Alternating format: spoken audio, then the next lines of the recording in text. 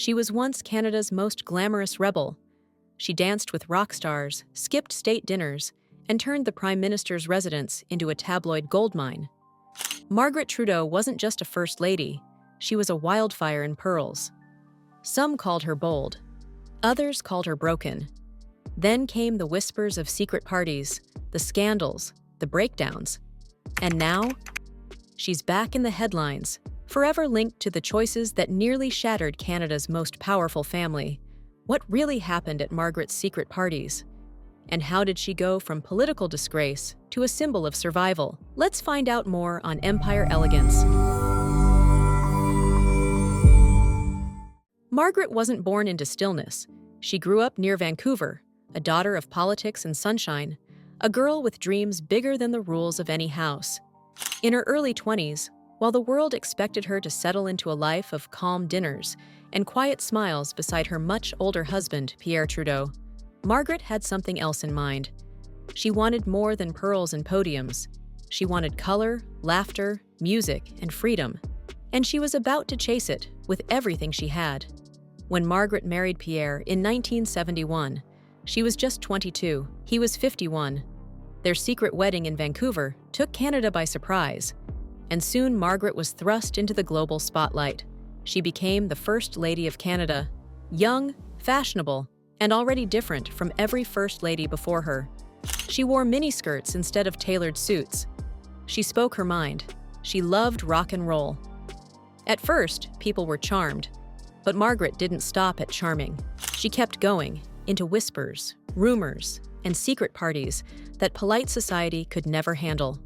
While Pierre Trudeau governed the country from Ottawa, Margaret danced under the glowing lights of New York's Studio 54. It wasn't just a club, it was the beating heart of disco, madness, and celebrity. Inside, everything sparkled: mirrors, dresses, champagne glasses, and so did Margaret. She wasn't just a guest, she became a symbol. The First Lady who partied beside Andy Warhol, who laughed with Bianca Jagger, who lived like no one thought she should. Photographers followed her everywhere, hungry for the next wild moment, and Margaret gave it to them. She was seen wearing glittering dresses and no shoes. She was spotted at parties that stretched past dawn. She smiled through it all, not afraid of the whispers behind her back. But it wasn't just about dancing. Margaret's name soon became tangled with rock royalty. One night in March 1977, a long black limousine rolled up to a club called the El Mocambo in Toronto. The Rolling Stones had slipped into town under fake names to play a secret show. But what shocked Canada wasn't the Stones. It was the woman who stepped out of that limo with them, Margaret.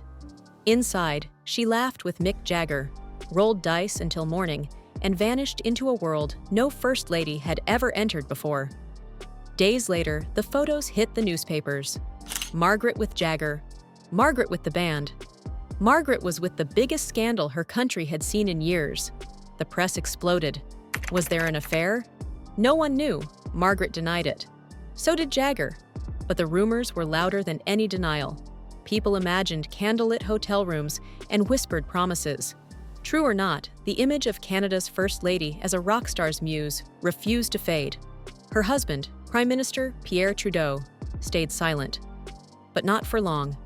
Just 2 months later, in May 1977, Pierre announced that he and Margaret had separated. The news stunned the nation. The fairy tale had ended. And Margaret? She didn't hide. She flew to New York and kept dancing. In Manhattan, her new life took fire. She wandered into photography studios and chic hotels, sometimes arm in arm with the world's most famous men. She had dinner with Truman Capote. She strolled through galleries.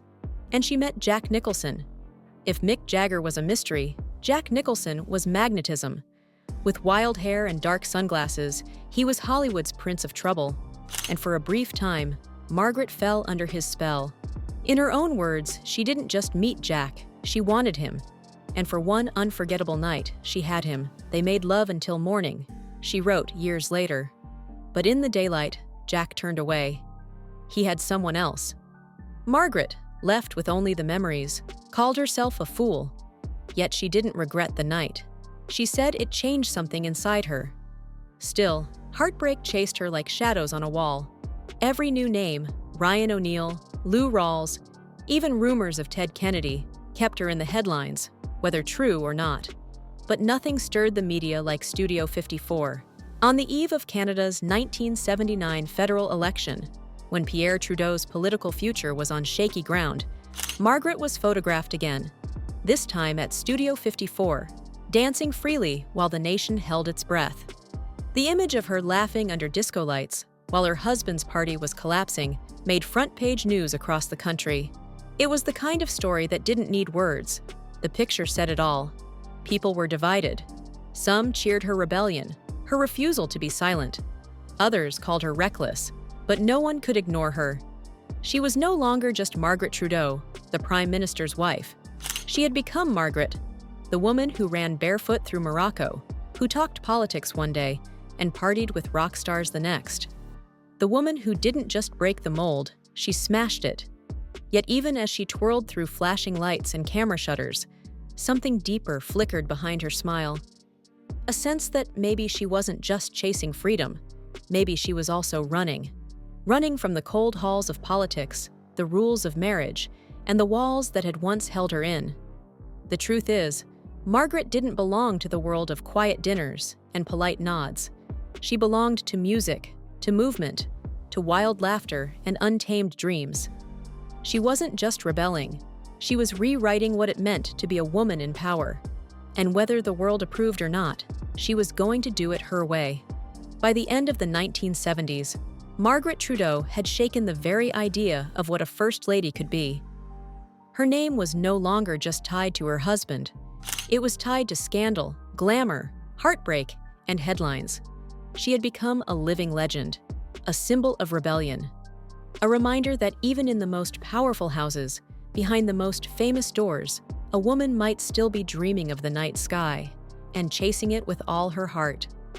No doubt, she had been the most talked about woman in Canada. But in the 1980s, her name began to vanish from the spotlight. After her divorce from Pierre Trudeau in 1984, Margaret retreated, confused and exhausted. The passion that once lit up stadiums now flickered in silence. Where had the laughter gone? Why didn't the world feel magical anymore? In truth, Margaret was sinking into something she couldn't name. For years, she tried to outrun it. She moved, she remarried, she traveled, she danced.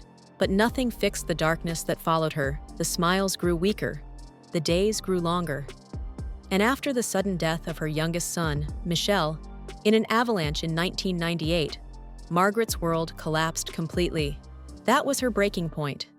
Michel was only 23, a bright boy, a mountain lover swept away forever beneath the snow. Margaret wasn't just mourning, she was drowning. The grief wasn't temporary. It stayed, clung to her, and poisoned her thoughts. She drank, she smoked, she cut herself off from her family. At night, the same thoughts repeated like a cruel lullaby. Why him? Why not me?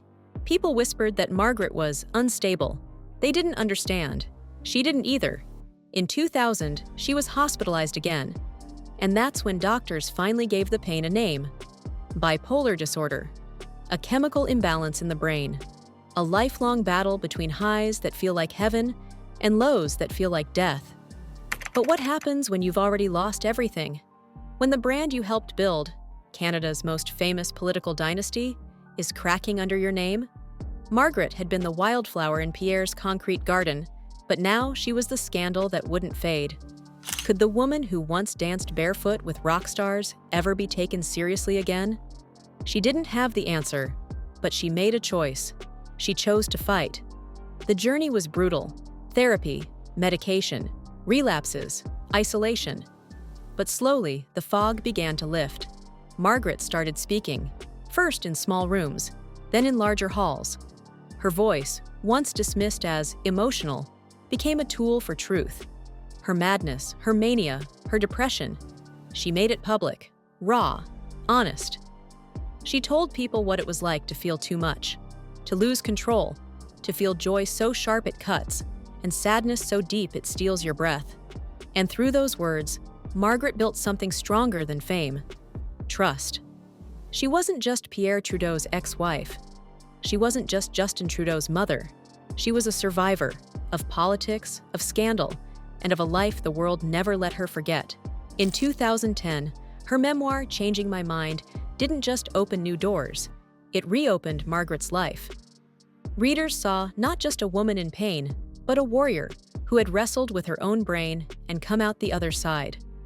Margaret joined mental health campaigns across the world, telling the story that almost destroyed her and using it to save others. But then, just as the world began to see her differently, an old ghost returned. July 2024. Vancouver. A Rolling Stones concert. Mick Jagger, now 80, cracks a joke on stage. "We love your Mr. Trudeau. His family's always been big fans of the band." The crowd gasped. The media exploded. Was he talking about that night in the 70s, the one that made headlines? The night Margaret skipped her anniversary to party with the Stones? She had laughed off the rumors for years, denied the affair, teased the press. Jagger had denied it too, harshly.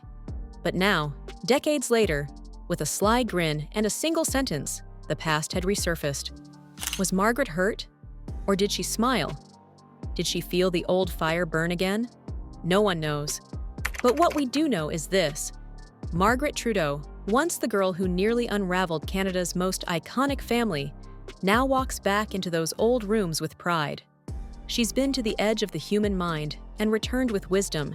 Her presence, once scandalous, is now healing. Still, one question lingers. What really happened at those secret parties? The ones that nearly destroyed Canada's most powerful family? Let us know in the comments. If you enjoyed this story, don't forget to like and subscribe to Empire Elegance and hit the notification bell for more powerful stories about the lives and legacies of the world's most influential figures. Thanks for watching, and we will see you in our next video.